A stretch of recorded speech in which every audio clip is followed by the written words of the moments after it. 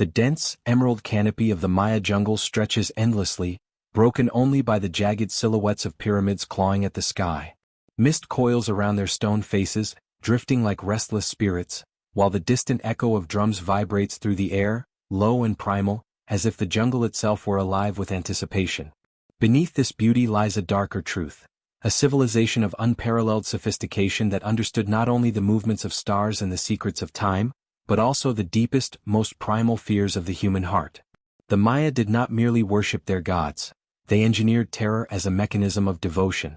To them, fear was sacred, a bridge between mortal frailty and divine omnipotence. Imagine standing in a plaza packed with people, each face painted, eyes wide, bodies trembling. A procession emerges, priests clad in jaguar pelts, their faces concealed beneath masks carved to resemble gods themselves. The crowd is silent, save for the rhythm of drums that pound like the collective heartbeat of a civilization. In that silence, fear becomes palpable, a living entity that presses against the skin, curling in the stomach, tightening the chest. The priests do not speak, they do not need to. Every movement is deliberate, every symbol calculated to awaken awe and dread simultaneously. The ritual itself is a machine, and the human mind, its most obedient instrument. Fear for the Maya was not accidental. It was cultivated with precision, woven into every aspect of life. Their temples were not merely places of worship. They were theaters designed to overwhelm the senses. A single step up the staircase of a pyramid could make one feel closer to the gods, yet infinitely smaller, more vulnerable. From the apex, the view of the city below is breathtaking, almost beautiful, until the mind begins to grasp the implications. There, on the stone altar, the ritual will take place, and the knowledge that one could be called upon, or witness, the spilling of blood presses like a stone on the chest. This duality of beauty and terror, of divine splendor and mortal fragility, was the essence of Maya devotion. The kings and priests understood human psychology with a precision that rivals any modern strategist. They knew that fear could be harnessed, molded, and directed to maintain order, loyalty, and even religious ecstasy. To the untrained eye, Maya rituals might seem like acts of barbarism, but in their world, fear was a form of communication, a language the gods themselves had written into the cosmos. Every eclipse, every sudden storm, every whisper of famine could be interpreted as divine intent, reinforcing the invisible chains of cosmic accountability. In this way, fear became both governance and theology, inseparable from the very idea of existence. Yet there is a paradox here, one that continues to haunt us across centuries. The Maya were capable of astonishing intellectual achievements, mapping the stars with unrivaled accuracy, developing complex calendars, and constructing cities that still defy modern understanding. And yet, these same people orchestrated a system where terror was as sacred as knowledge, where the trembling of a human heart was a sacrament. They were artists and mathematicians, engineers and psychologists, priests and executioners, all bound together in a society that revered fear as the purest path to the divine. Walking through the remnants of these ancient cities today, one can almost feel the echo of that terror, faint but persistent. The stones themselves seem to remember the fear, etched into their surfaces like invisible inscriptions. It is a reminder that the Maya did not merely tolerate fear, they celebrated it, nurtured it, and elevated it to a form of worship. And it is here, in the delicate balance between awe and horror, that the true genius and cruelty of the Maya emerges. Fear was never just a response. It was a tool, a weapon, and a divine language. As the sun sets behind the jaguar-masked pyramids, shadows stretch long and dark across the plazas. The wind carries the faint rustle of leaves and the ghost of chants long silenced. For a moment, one can almost hear the rhythm of drums, the chanting of priests, the soft gasp of those chosen for sacrifice. It is a sound both beautiful and terrible, a testament to a civilization that understood the deepest recesses of the human mind.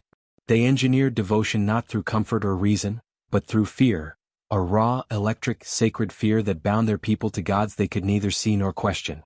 In this world, fear was not merely a tool, it was the very foundation of existence, the pulse that kept life, law, and religion in motion. And so, the story begins in a world where the line between reverence and terror was blurred, where the awe-inspiring beauty of the jungle and the cities within it hid a far darker truth. A civilization that mapped the stars also mapped the human soul, and in that mapping they discovered that fear could be cultivated, shaped, and worshipped. It is here that we confront the paradox of the Maya, brilliant, beautiful, terrifying, and unforgettable. The heart of their civilization was not just knowledge or power, it was fear, and it was sacred. The Maya did not view time as a linear progression, a simple arrow from past to future. To them, it was a vast, cyclical ocean in which every moment could repeat, and every misstep might unleash cosmic disorder. Their calendars, intricate, precise, and far more complex than anything in contemporary Europe, were not merely tools for marking days. They were maps of inevitability, instruments designed to measure both celestial movements and human destiny. Life itself, in the eyes of the Maya, was a fragile thread woven into the eternal loom of the cosmos, and every human action resonated far beyond the individual, echoing through cycles of creation and destruction. Imagine standing in a crowded plaza during a ceremonial eclipse, the sky darkened by an unnatural shadow, as if the sun itself had been swallowed. Murmurs ripple through the crowd, some trembling in awe, others gripping their children in fear. Priests, eyes wide and bodies tense, chant and gesture toward the heavens, interpreting the celestial silence as the voice of the gods. For ordinary citizens, these cosmic phenomena were not abstract curiosities. They were living omens, signals that the balance of the universe had shifted. Fear, in this context, was not just an emotion, it was survival. To ignore it was to court disaster, both earthly and divine. The Maya's obsession with cycles permeated every aspect of life. The ritual calendar dictated when sacrifices should occur, when offerings were to be made, and when cities should prepare for war. Each calendar date carried layers of meaning, historical, spiritual, and psychological, designed to elicit precise emotional responses. The priests, scholars, and kings understood the human mind with uncanny precision. They knew that fear could be anticipated, measured, and amplified. A drought, for instance, was not merely a natural event but a cosmic warning, proof of divine displeasure. It was a signal to act, to sacrifice, to bow deeper in worship, and to submit ever more completely to the invisible order above. It is easy to underestimate the psychological sophistication behind these rituals. The Maya were masters of anticipation, of suspense.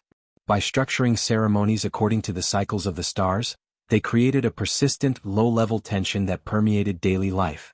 Citizens lived in a world where time itself was a cage, every movement and choice constrained by invisible, inexorable forces. The fear of divine reprisal was constant, and it was internalized. People did not need to be threatened. The mere knowledge of cosmic law and ritual obligation was enough to bend wills and hearts. Fear became not just obedience, but devotion, inseparable from faith itself. Even kings, who wielded tremendous power over their subjects, were not immune to this cosmic architecture. They too were bound by time, accountable to cycles far greater than themselves. A miscalculation of ritual date could invite catastrophe, not only for their city but for their very life. The astronomical precision required to maintain divine favor was immense. Every eclipse, solstice, and planetary alignment had to be observed and interpreted correctly. The line between a king and a sacrificial victim could be perilously thin, depending on the whims of the heavens. In this way, time itself became a mechanism of fear, impartial, unyielding, and relentless. The emotional impact of this worldview was profound. Fear, under such circumstances, was not a sudden shock or fleeting terror. It was a constant presence, a low hum beneath the surface of daily existence. Families lived under its shadow, knowing that failure to honor a ritual, to interpret a sign, or to follow the calendar's dictates could summon disaster. Every sunrise carried the potential for both revelation and ruin. Every nightfall was a reminder that unseen forces watched, judging, punishing, rewarding, and demanding. It was a society in which dread was ritualized, celebrated, and institutionalized. And it was this mastery of fear that distinguished the Maya from almost any other civilization in human history. The cyclical nature of Maya time also reinforced a terrifying sense of inevitability. Unlike linear histories, which offer hope of progress or redemption, the cycles implied repetition and inescapability. Mistakes could not simply be corrected. They would recur in new forms, sometimes magnified, until balance was restored.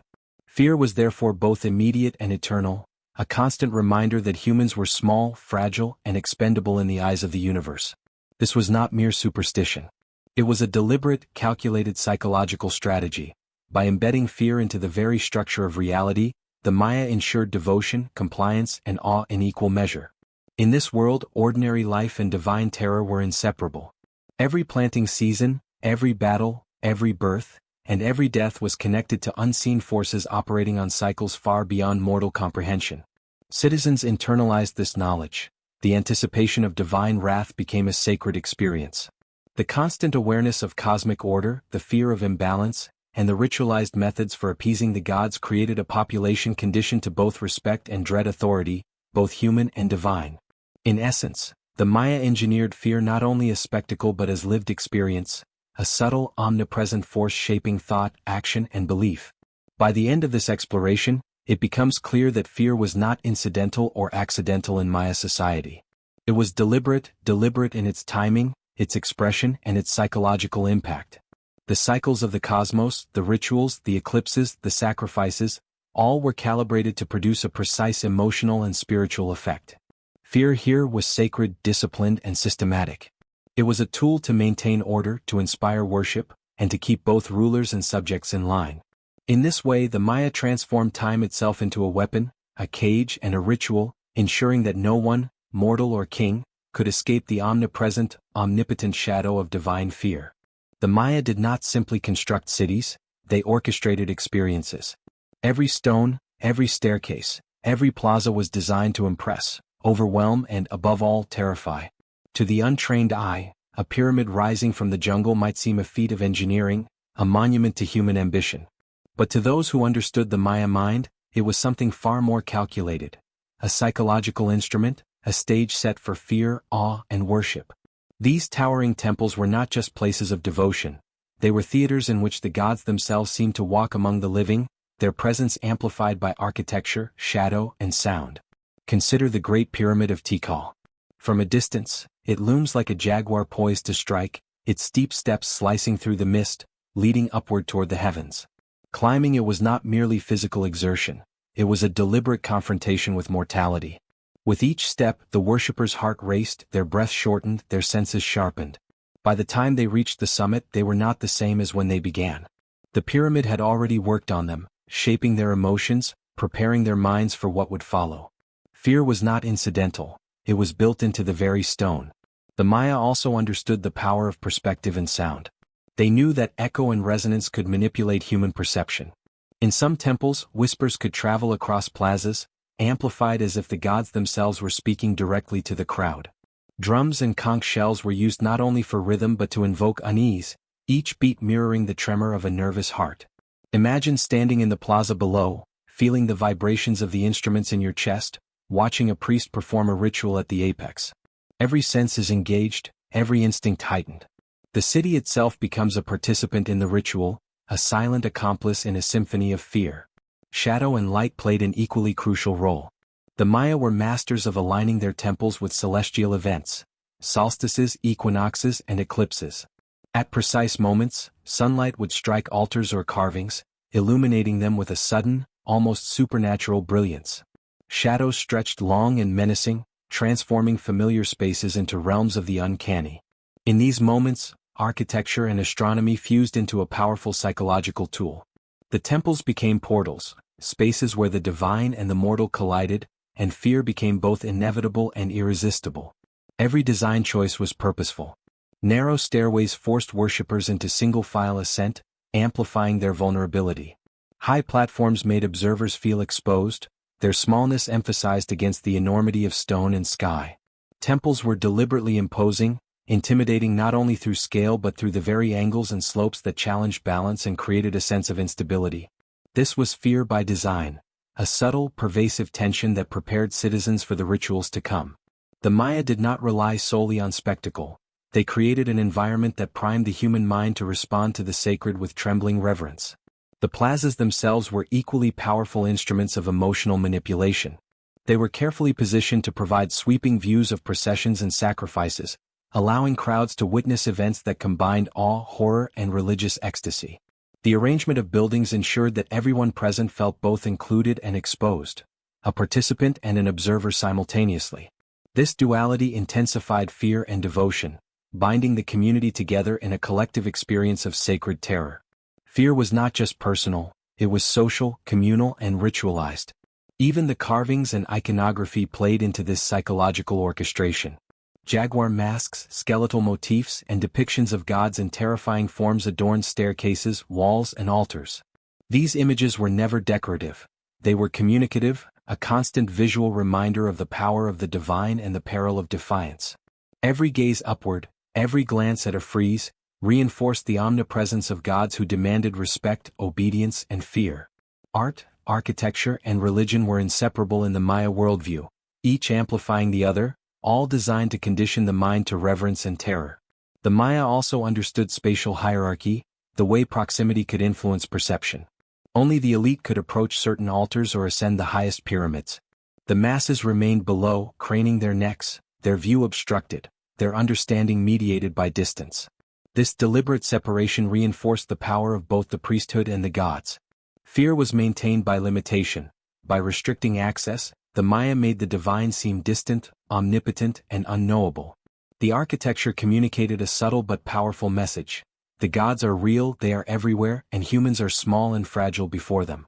Sound, light, scale, shadow, and space were all components of a single cohesive system. The Maya were not merely builders. They were architects of emotion, manipulating every element of their environment to produce awe and terror simultaneously. Their cities were living organisms, designed to shape behavior, to control perception, and to cultivate devotion. The temples were more than stone. They were instruments of fear, meticulously calibrated to command both mind and body. By the time a worshipper participated in a ritual, they had already been transformed by the very act of approaching the temple. Fear had been embedded into the rhythm of their heartbeat, the tension in their muscles, and the rise and fall of their breath. And yet there is a strange beauty in this design, a poetic elegance that blends horror and artistry.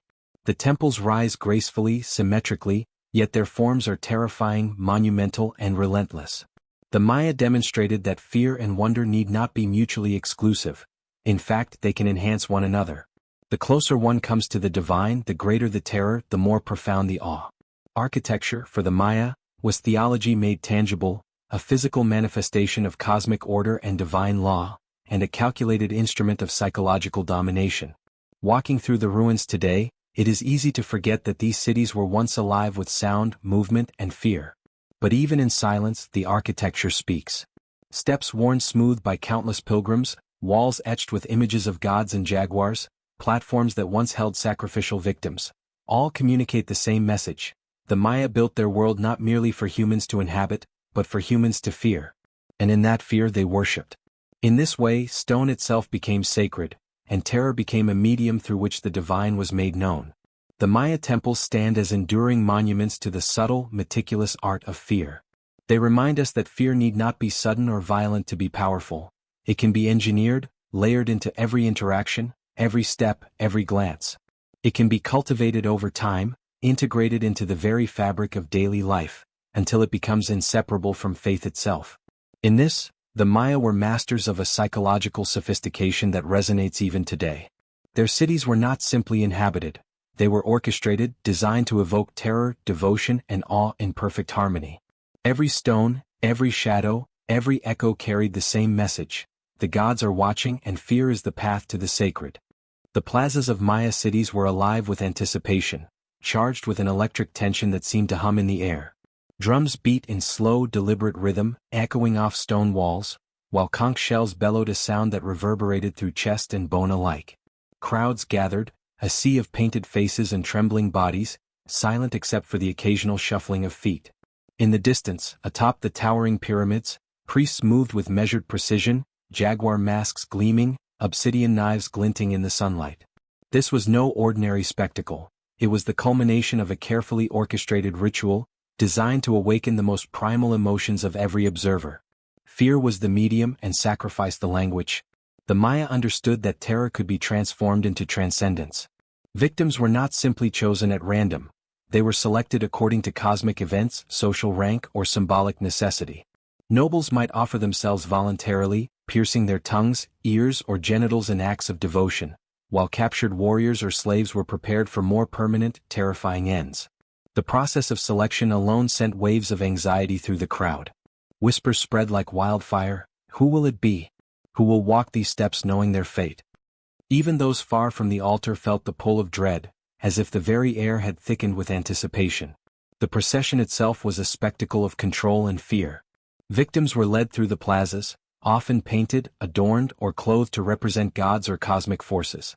They were paraded before the crowd, every footstep a reminder of human fragility and the power of the divine. Drums, chants, and the echo of conch shells orchestrated a precise rhythm of panic, ensuring that fear built steadily layer by layer. Observers experienced a psychological crescendo. First curiosity, then anxiety, then the gripping realization that the power of the gods was not abstract. It was immediate, tangible, and inescapable. Preparation for sacrifice was ritualized with meticulous care. Priests performed ceremonial cleansings, chants, and prayers, calling upon deities to witness and sanction the act. Each gesture was loaded with symbolic meaning: the raising of a knife, the chanting of incantations, the offering of incense. These actions were designed to heighten the tension and reinforce the sacredness of fear. The victims themselves were instruments in this grand design, their terror and resistance magnifying the power of the ceremony for everyone present. It was theater, yes, but theater infused with existential stakes. Life and death were inseparable from the spectacle. The architecture of the temples enhanced the psychological impact. Victims were elevated on platforms, their every movement visible to the masses below. From this height, the audience could see the tension etched into faces, the trembling hands, the sweat on brows. The priests, meanwhile, remained calm, deliberate, almost otherworldly, emphasizing the contrast between mortal panic and divine control. This contrast was central to the ritual. It reinforced the idea that the gods, and by extension their human representatives, commanded absolute authority over life and death. Fear became both spectacle and pedagogy, a lesson etched into the memory of every witness. Astronomy dictated the timing of these sacrifices, further intensifying their psychological effect. Solar eclipses, solstices, and other celestial events were interpreted as signs that the gods were watching, that cosmic balance demanded action. The alignment of stars and planets added an aura of inevitability. The ritual was not simply a human event, but a necessity dictated by the universe itself. Every drumbeat, every chant, every terrified glance upward was framed by the knowledge that the heavens themselves bore witness. Fear, in this context, became not only personal but cosmic. The sacrifices themselves were executed with deliberate, symbolic precision. Victims might have their hearts extracted, their blood offered to the gods, or in some cases, their heads displayed to the crowd. These acts were never chaotic. They followed established rituals that amplified the emotional impact. Observers were not meant merely to witness death. They were meant to internalize the power it represented, to feel the omnipotence of divine will pressing down upon them.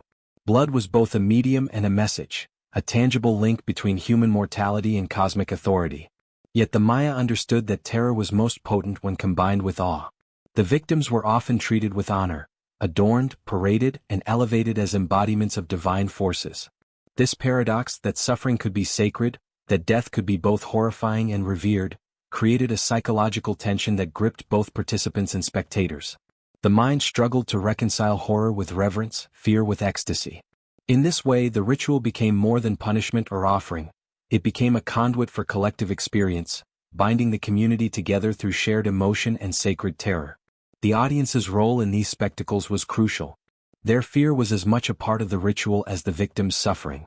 Children, adults, nobles, and commoners alike were participants in a carefully engineered drama of emotion. The layout of the plazas, the timing of chants, and the elevation of the altar ensured that fear and awe were inescapable.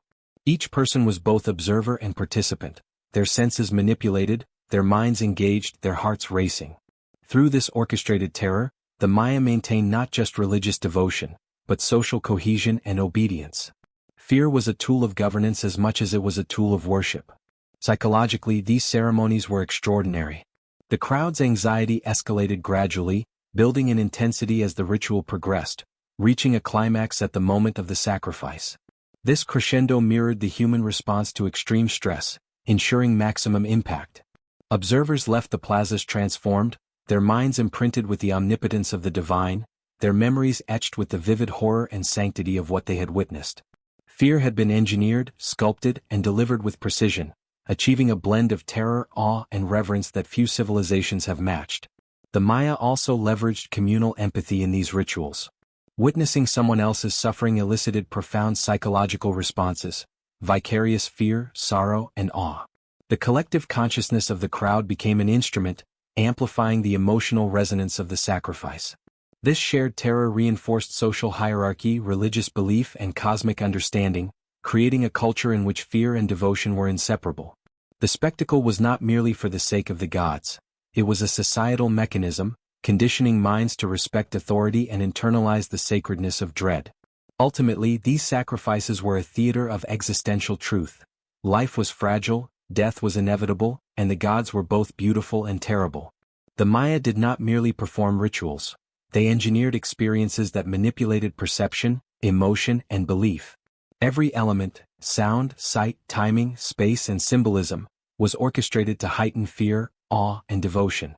It was a masterclass in psychological engineering, a civilization-wide choreography of terror that bound people to the sacred and to each other. Even today, standing among the ruins, one can sense the echoes of those rituals. The plazas, once alive with the rhythm of drums and the cries of victims, seem to hum faintly with the memory of terror. The steps leading to the altars, worn smooth by countless pilgrims, carry the weight of centuries of fear. The Maya succeeded in transforming death into spectacle, suffering into devotion, and fear into sacred experience. And it is this dark genius, the ability to turn terror into a communal divine act, that continues to fascinate, horrify, and awe us. The Maya gods were not distant figures, content to observe from the heavens with detached indifference. They were demanding, capricious, and intimately involved in the lives of mortals. Every drop of blood, every shiver of fear, every act of devotion mattered. Among the most striking practices was self-sacrifice, a ritual in which individuals, often nobles or priests themselves, offered their own flesh and pain to the divine. Unlike the public sacrifices that took captives or warriors, self-sacrifice was voluntary, a conscious negotiation with the cosmos. It was an intimate, harrowing communion with the divine, a testament to devotion forged through suffering. Imagine a noble standing before an altar, heart pounding, tongue or earlobe pierced by obsidian, blood spilling onto carved stone as chants fill the plaza. The pain is immediate, physical, and excruciating. But it is also transcendent.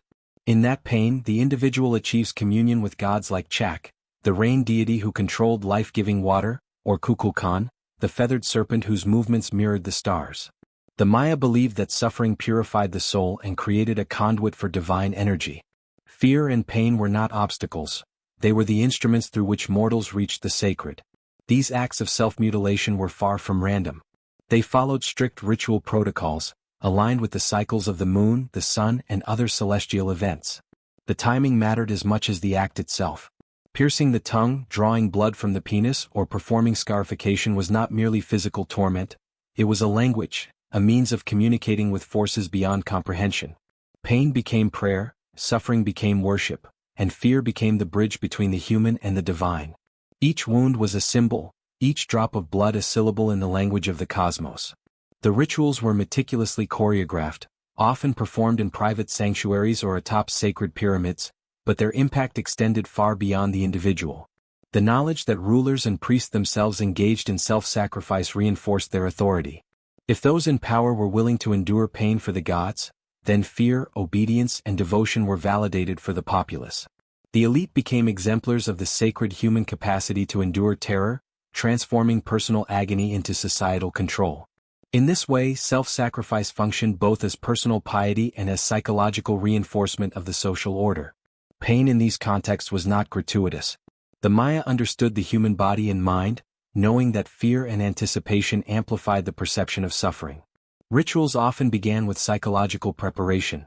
Fasting, chanting, meditation, and isolation heightened sensitivity to pain and fear. When the moment came, the body's responses, trembling, elevated heart rate, and heightened awareness, intensified the spiritual and emotional dimensions of the act.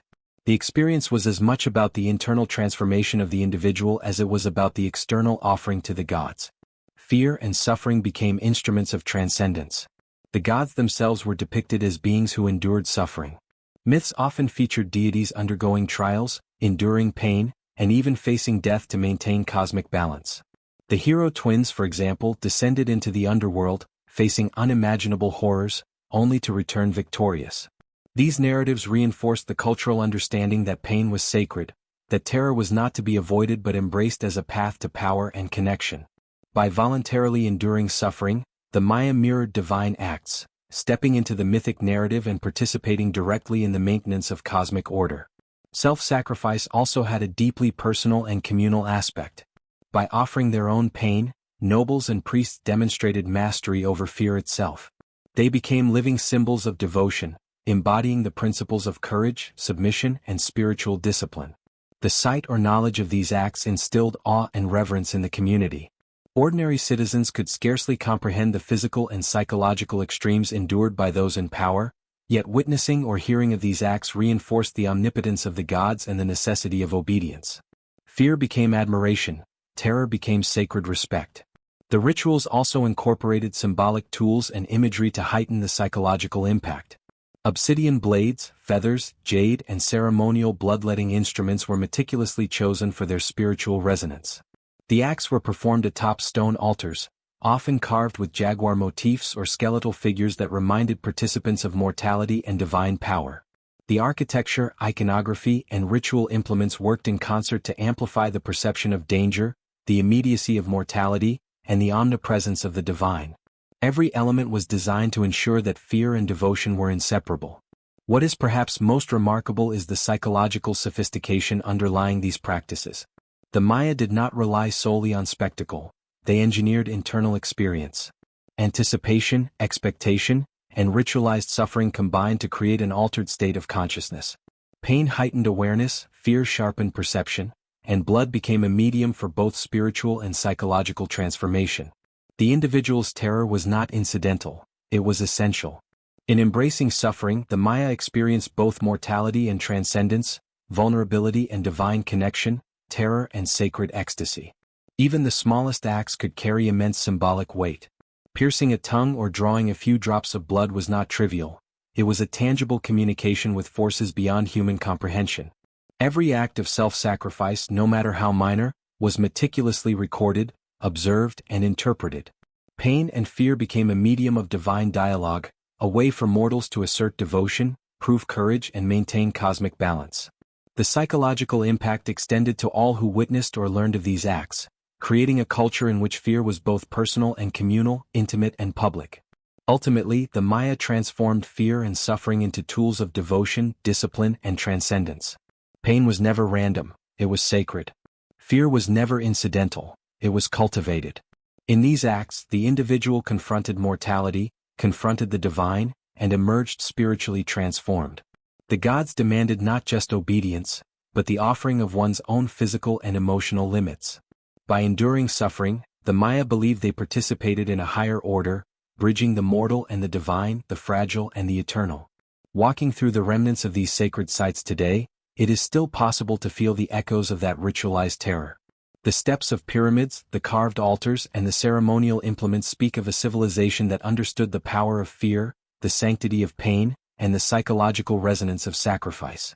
The Maya were not merely observers of the divine, they were participants, engineers of experience, and masters of the sacred emotion. In every drop of blood drawn, every shiver of fear endured, they affirmed a truth both timeless and terrifying. Suffering is a language, fear is a path, and devotion is measured not in comfort but in courage. The Maya did not leave fear to chance. They understood that terror could be molded, timed, and directed to serve both the gods and the ambitions of rulers. Kings were not only political leaders but also intermediaries between mortals and the divine, wielding fear as a deliberate instrument of control. To rule effectively was to command the invisible, to make the presence of the gods tangible in the lives of ordinary people. Through calculated ceremonies, omens, and the manipulation of cosmic knowledge, Maya rulers transformed fear from instinct into governance, embedding it into every interaction, every ritual, every glance across the plazas. Imagine a city anticipating an eclipse. Rumors spread rapidly, the sun will vanish, the world will shiver in darkness, and only the god's mercy will restore balance. The king, appearing calm and resolute atop his pyramid, interprets the celestial event for the masses. Every word, gesture, and ritual is calibrated to ensure obedience and awe. The eclipse becomes more than an astronomical phenomenon. It is a tangible warning, a demonstration of the king's access to divine knowledge and the inevitability of divine judgment. Citizens do not simply witness the event, they experience it as the will of the gods, channeled through human hands. Fear once again becomes both spectacle and education, a tool wielded by those in power. Astrology and prophecy were central to this orchestration.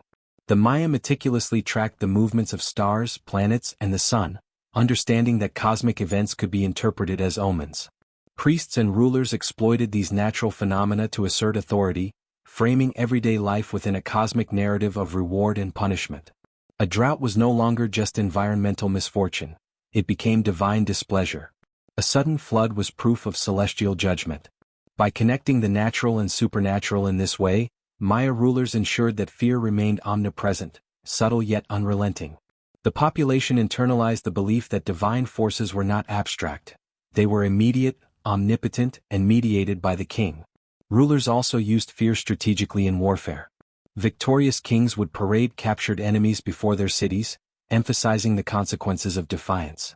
Prisoners were often offered in sacrifice, their fates visible to all, ensuring that the terror of divine and royal power was undeniable.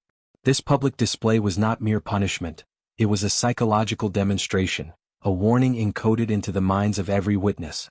The message was clear: to oppose the king or ignore the gods was to invite death, suffering, and eternal disgrace.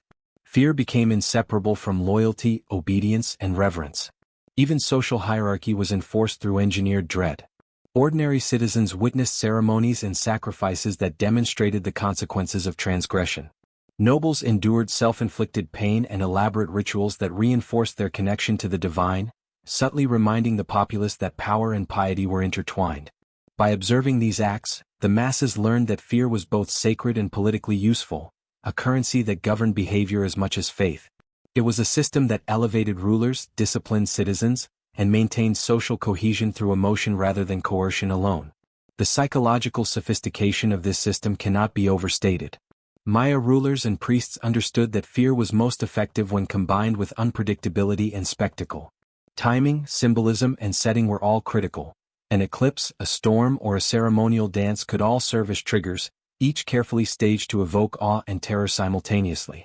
Fear was designed to escalate gradually, crescendoing at critical moments when obedience and devotion were expected to peak. The populace was not merely observing a ritual. They were participating in a carefully constructed emotional narrative, one in which the king, the gods, and the cosmos were inseparable forces shaping reality itself. This manipulation of fear extended beyond ritual into law and governance. Violations of social or religious norms were interpreted as disruptions of cosmic balance. Punishments were often public and theatrical, designed to reinforce the consequences of disobedience. A criminal or heretic's suffering became a lesson for all, a vivid reminder that divine law was omnipresent, mediated through the king and inescapable. Through this combination of spectacle, prophecy, and ritual, the Maya created a feedback loop in which fear perpetuated itself, consolidating both spiritual and political authority. Kings also cultivated fear through secrecy and mystery. The mechanics of rituals, the full meaning of omens, and the intricate calculations of calendars were carefully guarded knowledge. Ordinary citizens could never fully understand the divine logic or the king's control over it. This gap in knowledge magnified the perception of power, creating awe that bordered on terror. Fear thrived in uncertainty, the unknown amplified reverence, ensuring that the king remained not only a mortal ruler but also a conduit of cosmic will. The more inscrutable the rituals, the more omnipotent the authority. The interplay of fear, power, and the divine was also a psychological tool for compliance. Citizens internalized the consequences of failing to honor rituals or omens. Even without immediate threat of punishment, the memory of sacrifices, eclipses, or the king's judgment created a persistent, low-level anxiety. This internalized fear was the most effective form of control. It ensured obedience without constant oversight, producing a population conditioned to respect authority and revere the sacred order of the universe. Fear had been transformed into an invisible, omnipresent instrument of governance. Yet the genius of Maya rulers was not only in creating fear but in blending it with awe and beauty. Temples, pyramids, and plazas were not merely imposing, they were designed to evoke wonder. Fear, framed by splendor, became intoxicating. Citizens were drawn into rituals that were as visually and emotionally captivating as they were terrifying. By merging terror with artistic and architectural majesty, rulers ensured that devotion was never purely coerced. It was an irresistible experience that engaged the senses, the intellect, and the imagination. In this, fear became not only a tool of control but a medium for religious transcendence. Ultimately, the Maya demonstrate that rulers do not merely command through power or decree. They command through the careful engineering of perception and emotion. By harnessing fear, they transformed obedience into devotion, terror into spiritual experience, and authority into divine mandate.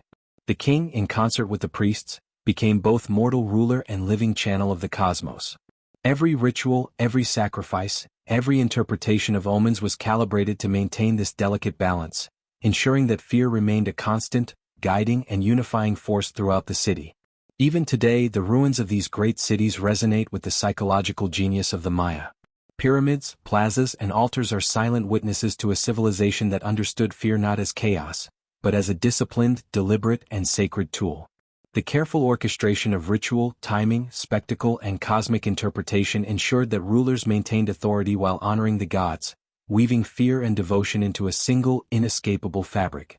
Fear was not incidental, it was the mechanism through which law, religion, and social order were maintained. In the end, Maya kings were not merely monarchs, they were engineers of human emotion.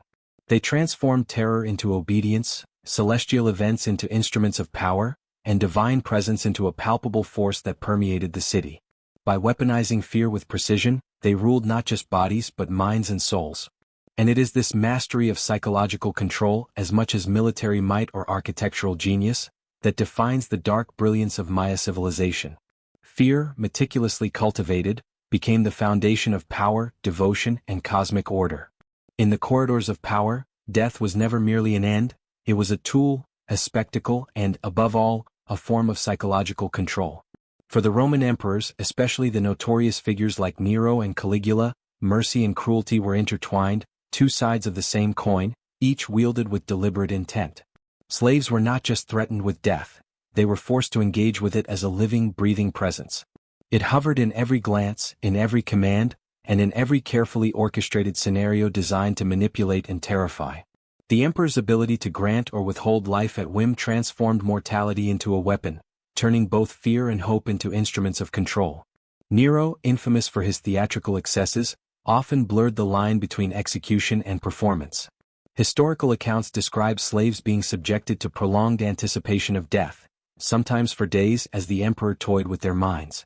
A slave might be summoned to stand trial, accused of crimes both real and imagined, and forced to plead for mercy before the emperor's court. The tension in these moments was unbearable, hearts pounding, bodies trembling, every nerve electrified by the knowledge that the emperor's favor could evaporate at any second. Then, in a cruel twist, mercy might be granted, only to be withdrawn moments later, or a different slave could be chosen as the next victim. In this way, hope became another form of torment, a tool to keep the mind in a state of constant suspense. The psychological mechanics of this cruelty were deeply sophisticated. By intertwining mercy and madness, emperors like Nero forced slaves to confront the fragility of existence itself. The mind became a landscape of fear and anticipation, where each heartbeat, glance, or breath could be the last. The uncertainty was paralyzing, eroding rational thought, and leaving obedience and compliance as the only refuge. Witnessing others succumb to this manipulation intensified the effect, creating a network of terror in which everyone's survival depended on both cunning and complete submission. Public executions, often staged as grand spectacles, amplified this psychological pressure. Slaves could be made to watch as peers were subjected to slow, agonizing deaths, their screams echoing through marble halls. These events were not merely displays of authority, they were meticulously designed exercises in psychological conditioning. Fear became contagious, infecting all who witnessed it, and obedience was reinforced through a combination of horror and awe. The emperor's role as arbiter of life and death elevated him to godlike status, while his victims became instruments in a performance where survival and terror were inseparable. Yet there was a deliberate artistry in the way emperors manipulated these situations. Caligula, for example, reportedly staged mock executions where victims were brought to the brink of death only to be spared at the last moment. The psychological torment of these scenarios was far greater than the act of killing itself. By teaching slaves that their lives hung by an invisible thread, the emperor ensured total vigilance, creating a state of mind where obedience was internalized, and fear became a permanent companion. Every action, thought, and glance had consequences, and the boundary between life and death was a constant, haunting presence. Nero's cruelty often combined theatricality with perverse displays of mercy. At times, he would publicly express sorrow over the deaths he ordered, weeping before the victims as though his actions were tragic but necessary. This manipulation of emotion added another layer of psychological complexity. Fear was intertwined with guilt, obedience with emotional confusion. Slaves learned that even mercy could be a weapon, that favor was never absolute, and that the emperor's whims were as unpredictable as they were inescapable. The boundaries between compassion and cruelty dissolved, leaving the mind perpetually disoriented and vulnerable. The emotional consequences of this strategy were profound. Slaves existed in a perpetual state of anxiety, never certain if their actions would preserve life or provoke death. Trust, even in the emperor's brief gestures of approval, was impossible. Relationships between slaves were similarly destabilized, as competition for favor and survival fostered betrayal, suspicion, and paranoia. The palace, in effect, became a psychological battlefield where loyalty, fear, and obedience were continuously tested and reinforced. Mental survival required constant calculation, anticipation, and an almost obsessive attention to the subtle cues of the emperor's mood. Beyond individual torment, these spectacles of death reinforced social hierarchies and divine authority. By demonstrating the absolute power to extinguish life, emperors solidified their godlike status in the eyes of slaves, courtiers, and even citizens. Fear and awe became inseparable, creating a culture in which obedience was elevated to ritual and submission became a form of devotion. The emperor's cruelty in this context was both political and psychological, ensuring that the structures of power were maintained not merely through law or violence, but through the manipulation of perception, emotion, and expectation. Slaves' experience of these games often extended into the realm of existential terror. The mind became the primary battlefield, as individuals navigated a world where death was omnipresent, and survival hinged on mental acuity as much as physical compliance. Many were forced to perform acts that heightened the psychological stakes, standing in silence while another was executed, participating in the calculation of mercy or punishment, or witnessing the arbitrary application of the emperor's will. Over time, the constant exposure to death, combined with the unpredictable oscillation between cruelty and mercy, left deep psychological scars, eroding self-perception, identity, and emotional stability. The palace itself served as an instrument of terror, carefully designed to amplify these psychological effects.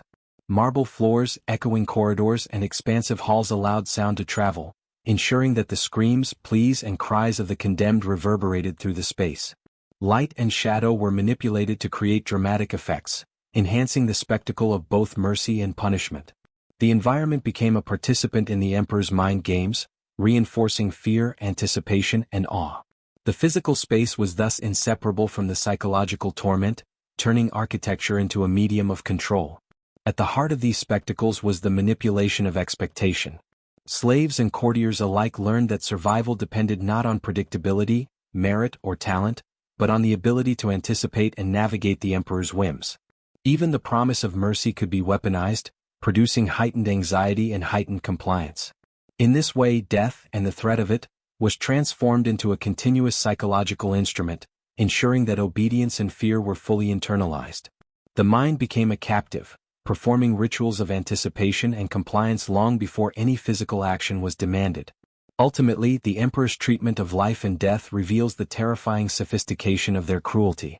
By intertwining execution, mercy, public spectacle, and private manipulation, they exercised control that extended far beyond the physical. Slaves became both participants and witnesses, their identities reshaped by fear, their thoughts conditioned by the perpetual presence of mortality. The palace was transformed into a theater of terror, where psychological mastery was as absolute as imperial authority, and where survival depended on navigating an ever-shifting landscape of cruelty, mercy, and expectation. Through these acts, Roman emperors demonstrated that power is not merely the ability to enforce obedience, but the capacity to manipulate the mind itself. Life and death became instruments of control, and fear was elevated to an art form.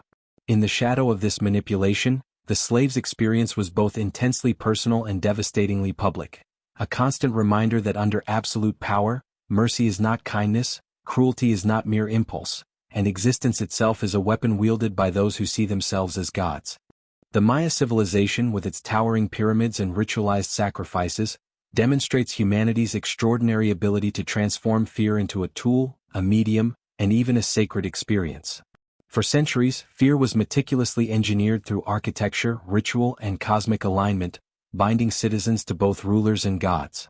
Every heartbeat in the plazas, every step up the pyramids, every drop of blood offered, was part of a system designed to instill awe, obedience, and reverence. Fear was not incidental, It was a deliberate instrument of devotion, governance, and psychological mastery. Yet, the story of the Maya also serves as a cautionary tale.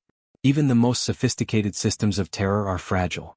Droughts, social unrest, and war undermined the very mechanisms that had maintained control for centuries. The omnipotence of the gods and kings, once unquestioned, became uncertain.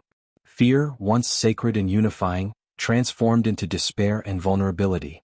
The collapse of cities like Tikal and Köpen reminds us that even engineered terror cannot overcome the unpredictability of nature and human response. Still, the legacy of Maya fear endures. The ruins echo with centuries of devotion and terror, inspiring awe and reflection in those who walk their plazas today. Their civilization shows that fear, when harnessed with understanding and ritual, can shape minds, unify societies, and bridge the mortal with the divine. Yet it also warns of its limits. The Maya mastered terror, but they could not escape mortality, environmental forces, or the fragility of human belief. In the end, the Maya remind us of a timeless truth. Fear is powerful, transformative, and awe-inspiring, but it is also fleeting and fragile. It can elevate civilizations, shape devotion, and forge sacred experience, yet it can never fully contain the unpredictable forces of life, death, and human nature. Their story is a haunting, enduring reflection on the duality of fear and the profound depths of the human spirit.